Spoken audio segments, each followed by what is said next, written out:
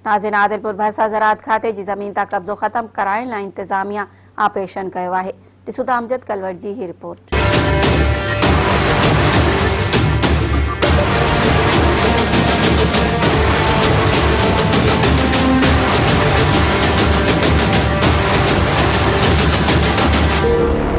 आदलपुर भरसा 1998 में ज़राअत खाते का सुभान कलवड़ पारा नीलामी ज़रई ख़रीद कयल 96 एकड़ ज़मीन के इंतजामिया पारा पुलिस की वडी नफ़री से assistant commissioner Ghotki Majid Mako, DSP Ghotki Hafiz Abdul Qadir Chachar की अगवानी में ज़राअत खाते के अमलदारन से गॾिजी कब्ज़ो खत्म करण लाइ ऑपरेशन शुरू कर दिनो आहे। इंतजामिया जो चवण आहे त हाई कोर्ट के हुकुम ते कब्ज़ो खत्म करायो पियो वञे, जॾहिं त एडवोकेट फरमान कलवड़ कुर्बान कलवड़ जो चवण आहे त ज़राअत खाते की ज़मीन 1998 में नीलामी जरिए सुभान कलवड़ हासिल कई हुई, जैसा खाता भी असां वटि मौजूद आहिनि। हुननि जो वधीक चवण हो त इहो मामलो सुप्रीम कोर्ट में हलंदड़ आहे। सुप्रीम कोर्ट जेको फ़ैसिलो कंदी असांखे क़बूल हूंदो। उन मौके ते फार्म में वेठल हारिन जा घर ठाहिण दौरान हारिन ऐं कलवड़ बिरादरी के माण्हुनि पारां एहतिजाजी मुज़ाहिरो कयो वियो। मुज़ाहिरीन के छड़ोछड़ करण लाइ पुलिस पारां लाठी चार्ज करे माण्हुनि के छड़ोछड़ कयो वियो ऐं ऑपरेशन शुरू कयो वियो। ऑपरेशन में ज़िले के 12 थाननि जी पुलिस सां गॾु ऑपरेशन में लेडीज़ पुलिस भी हिस्सो वरितो।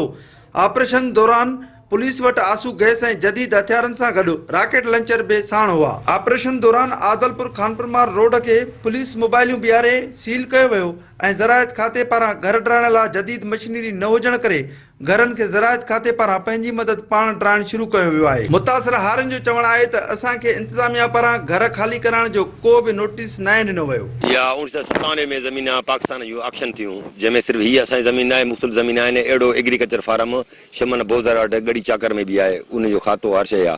असांजो बि खातो आहे, असां टोटल गवर्नमेंट के पैसा पेमेंट कया आहिनि। असांजो खातो असांजो मैक्रो थियल आहे। हाणे असांजे जेको आहे त कोर्ट हुकुम त सरकारी ज़मीन जो ख़ाली करायो। इन खां अॻु में हिकिड़े जज फ़ैसिलो आहे, इन सां DB असांजा ॿिनि जजनि जा फ़ैसिला आहिनि हाई कोर्ट जा।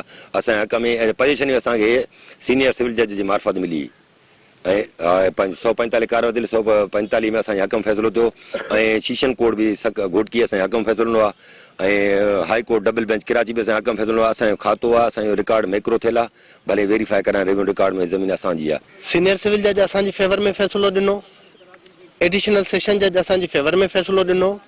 असां हाई कोर्ट में हू धुर जॾहिं अॻी वई सरकार वई त उते हिकिड़ो फ़ैसिलो आयो आहे। पिटीशन में असांजी जेकी रिविजन आहे उहा पेंडिंग में आहे।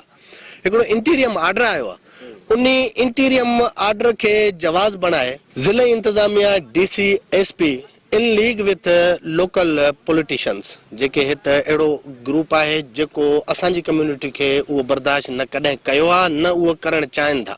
असांजो मुतालबो इहो आहे त असां सुप्रीम कोर्ट में विया आहियूं। सुप्रीम कोर्ट जेको भी फ़ैसिलो करे असांखे मंज़ूर आहे। बाक़ी जेकी DC बदमाशी करे तो ज़मीन खाली कयो, ज़मीन असांजी खाली मोए मारे सां कोन कंदासीं। जेका ज़मीन आहे उहा ज़राअत खाते जी हुई। 1998 में जेको आहे ऑक्शन थियो, उन खां पोइ ऑक्शन जो रद्द थियो।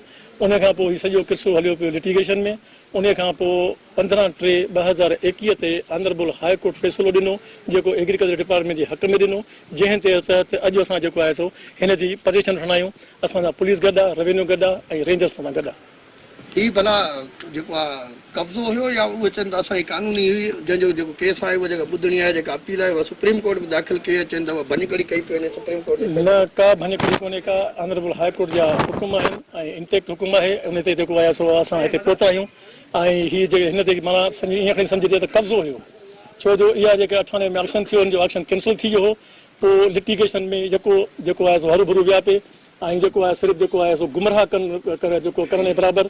बाक़ी ॿी का ॻाल्हि कोन्हे। हीअ प्रॉपर्टी जेका आहे एग्रीकल्चर डिपार्टमेंट जी गवर्नमेंट ऑफ सिंध जी हुई, उहा अॼु हुनखे वापसि मिली आहे। इहो मामलो सुप्रीम कोर्ट में हलंदड़ आहे। हाणे ॾिसिजे त सुप्रीम कोर्ट जो फ़ैसिलो कंहिंजे हक़ में अचे थो। कैमरामैन बरकत शाह सां गॾु साथी रिपोर्टर एहसान कलवड़ सां गॾु अमजद कलवड़, आदलपुर।